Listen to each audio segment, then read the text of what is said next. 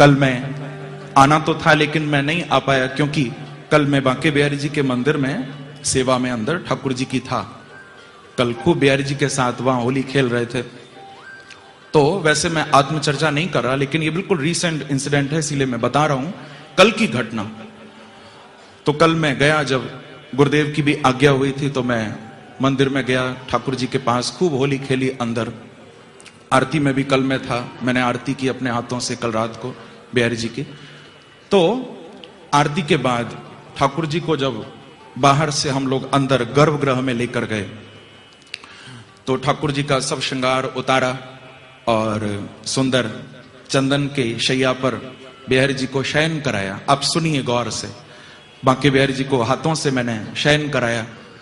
और क्योंकि खूब होली खेली ना, पूरा गुलाल में ठाकुर जी हो रहे थे, तो थोड़ा ठाकुर जी को अच्छी तरह पहुंचकर स्वच्छ करके फिर आराम से शैया पर, उस चंदन के पलंग पर सोते हैं बिहारी जी, उस पर सुलाया। तो जब मैं चरण दबा रहा था तो वहां पर नियम है कि ठाकुर जी को सुलाते समय भी और जब उठाते हैं तो इत्र से मालिश होती है बिहारी जी की, आप लोगों को मालूम होगा।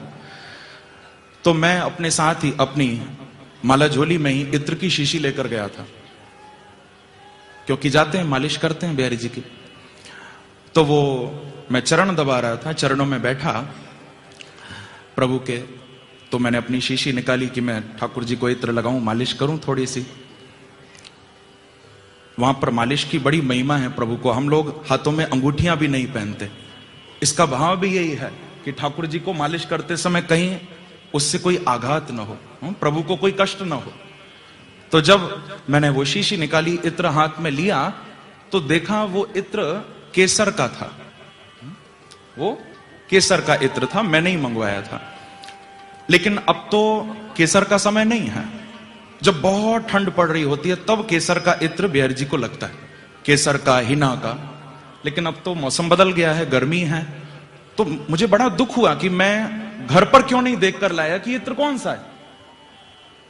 बहुत दुख हुआ, क्योंकि ये इस समय ठाकुर जी को विशेष रूप से गुलाब का इत्र लगता है। गुलाब का जो इत्र है वो 12 महीने ठाकुर जी को लगता है, केवल गुलाब का। बाकी फिर गर्मियों में तो खस का लगता है, मिट्टी का भी इत्र होता है, ब्रजरज से बनता है, कई तरह के इत्र गर्मियों में लगते हैं, लेकिन केसर नहीं लगाया जाता। तो अब वो गलती से केसर की शीशी आ गई, तो बस आंखों से आंसू गिरने लगे कि अब मैं कैसे लगाऊं ठाकुर जी को। और बहुत दिल से मैं गया था कि मैं मालिश करूंगा प्रभु की।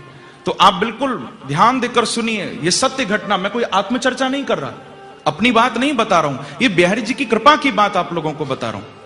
तो अब वो केसर का इत्र, मैं बिल्कुल आंसू आ गए आंख में, तो मैं चरण ही दबाता रहा कि अब इत्र तो लगा नहीं सकता, क्योंकि रात भी हो गई थी, अब कहां से मंगवाऊं। तो बंधुओं, उसी समय जो मेरे साथ गोस्वामी जी और भी थे अंदर, तो उन्होंने कहा कि देख लाला, तो कोई भंडारी बाहर बुला रहे हैं। तो मैं उठकर गया तो देखा कि भंडारी जी बाहर खड़े थे और वो बोले कि गोसाई जी, ये गुलाब के इत्र की शीशी है।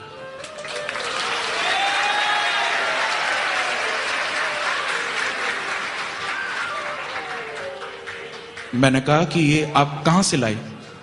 तो वो बोले कि ये गुलाब के इत्र की शीशी आपने नहीं मंगाई। मैंने कहा मैंने तो नहीं मंगाई। तो कहा कि बाहर एक लड़का अभी अभी आया और उसने आकर कहा कि अंदर जो गोस्वामी जी हैं, मैं उनके भजन सुनता हूं, मैं उनकी कथा सुनता हूं, मुझे बहुत अच्छे लगते हैं उनके भजन, उनकी कथा, और उन्होंने मेरे से गुलाब के इत्र की शीशी मंगाई है, तो आप ये गोस्वामी जी को दे दो अंदर। तो उस भंडारी ने मेरे हाथ में वो गुलाब के इत्र की शीशी दी और वो चला गया। मैंने उसको आवाज लगाकर कहा कि मुझे बताओ वो लड़का कौन है, कौन लेकर आया, क्योंकि मैं बिल्कुल हैरान हो गया। उन्होंने कहा वो बाहर ही खड़ा है, मैं भी बुलाता हूं, बहुत देर से खड़ा है।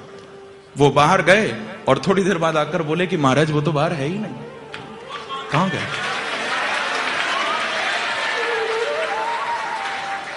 बस बंधुओं, कंपन हो गया पूरे शरीर में अचानक, देखो। और वो कह रहे हैं कि मैंने मंगाई है, जबकि मैंने किसी को भेजा नहीं, मैंने मंगवाई नहीं। बस फिर ठाकुर जी की उसी इत्र से गुलाब के मैंने कल रात को मालिश की बांके बिहारी जी की, और मालिश तो जो हुई सो हुई, लेकिन मैं बहुत रोया कल प्रभु के चरणों में। तो हम लोग यहां पर उस प्रेम के पर्व को मनाने के लिए आए हैं। किसी भक्त ने तो भगवान को कहा कि प्रभु मैं आपके पास आया हूं, अब आप जो चाहे सो करो। तो भगवान क्या बोले? उसने कहा कि कौन है तू? उसने कहा कि कौन है तू? मैंने कहा हसरत तेरी। उसने कहा कि कौन है तू? मैंने कहा हसरत तेरी।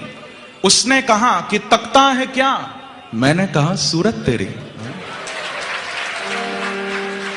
उसने कहा कि कौन है? मैंने कहा हसरत, यानी तुझे पाने की चाह। उसने कहा कि कौन है? मैंने कहा हसरत तेरी। उसने कहा तकता है क्या?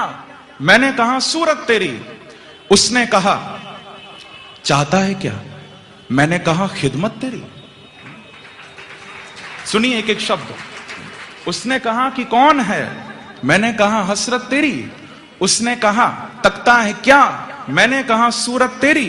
उसने कहा चाहता है क्या? मैंने कहा खिदमत तेरी। उसने कहा पछताएगा। मैंने कहा किस्मत मेरी।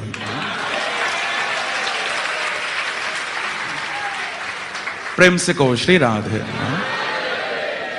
क्योंकि जो इनसे प्रेम करता है ना तो बड़े टेढ़े भी है ना, थोड़ा रुलाएंगे तो जरूर, पर उस रोने में भी आनंद है। आंसू भी वही हैं जो बांके बिहारी के प्रेम में झलके, जो इनके प्रेम में गिरे। बंधुओं, हम लोग मंदिर तो आते हैं बांके बिहारी का, सने बिहारी का दर्शन करने के लिए, लेकिन हम वास्तविकता में मंदिर जाते नहीं हैं।